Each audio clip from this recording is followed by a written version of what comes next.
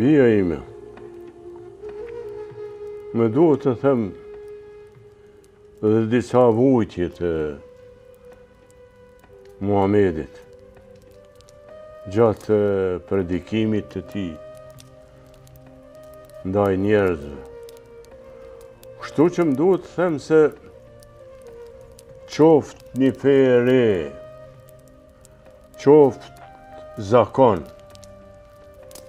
njerëzit fillim nuk e duan, edhe e luftojnë, e kundërshtojnë me gjitha mjetët. Prandaj Muhamedi hasi në vështërsitë shumëta.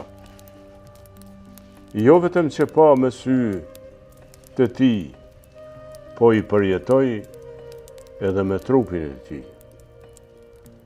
2-3 vjet e para kishte porosi prej Gjebrailit që predikimin e tij ta bënte fshetas që t'i binte njerëzit. Edhe këtë e bisedoj me shokun e tij, Ebu Bekri. Mirë po pas 2-3 vjetëve erdhi thirrja dhe i urnun se tash e tutje predikimin duhet ta bësh hapta dhe ta marrin vesh të gjithë njerëzit që janë idhujtarë, të dinë se ka vetëm një Zot. Muhamedi bisedoi me Ebu Bekrin edhe doli në kodrën Safa. Safa atje është te Meka,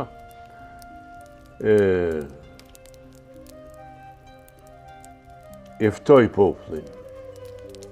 U afruan populli dhe Muhamedi ju tha: "O popull, po t'ju them unë juve se atje te kodrat, te malet, janë plot njerëz kundërshtar dhe armiqët tanë.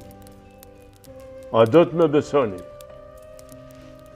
Ata u përgjigjen: "Po, Muhammed, sepse ti asnjëherë në jetën tënde nuk e gënjur dhe asnjëherë në jetën tënde nuk ke mashtruar njeri. Mirë o popull, po t'ju them juve se nuk duhet të besoni idhujt, se ka vetëm një Zot që duhet t'i përkulemi." Atëherë njerëzit shikuan njëri tjetrin me abi dhe një xhaxha i tij Ebu Lebi i tha: "O gënjeshtar, a për këtë punë na ke thirra? Largohu prej tuit, se na nuk do të rrim me ty, as nuk do të besojmë kurrë." I pari u largu. Të gjithë u larguan pas tij. Muhamedi meti vetëm me Ebu Bekrin dhe ju drejtua Perëndis, i tha: "Më ndihmo dhe me udhëzo, se njerëzit e mi e sheh, nuk më duan." Kur kaloi në për rrugë, të gjithë largoheshin prej tij. Edhe kur bënte namaz, disa i hidhnin ndyrësira sipër, disa të tjerë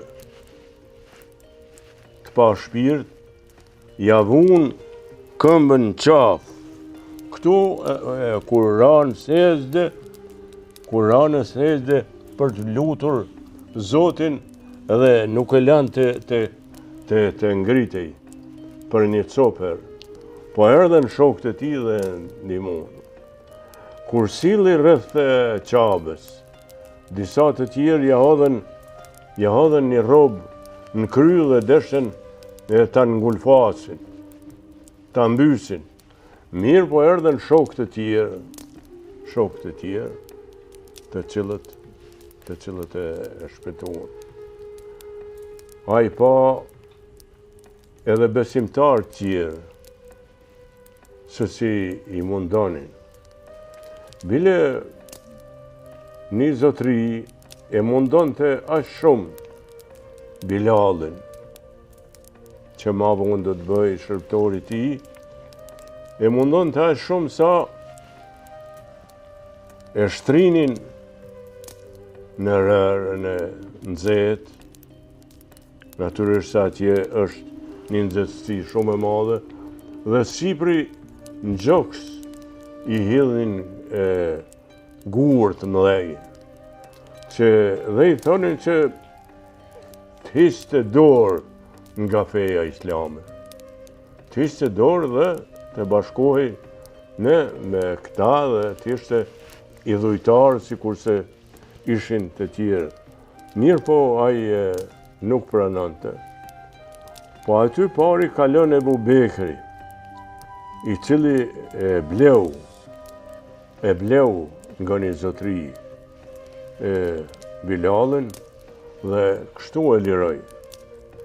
Mirë po edhe vujtjet e tjerëve. Flitet se një tjetër besimtar, i dhujtarët e morën dhe e shtrin për tokë dhe ja lidhen këmbë duar dhe ja lidhen në njërën anë një kalë dhe në anën tjetër një kalë dhe kuajt vraponin dhe thot në drejtime të ndryshme. Ky ishte një mundim të jetë i madh.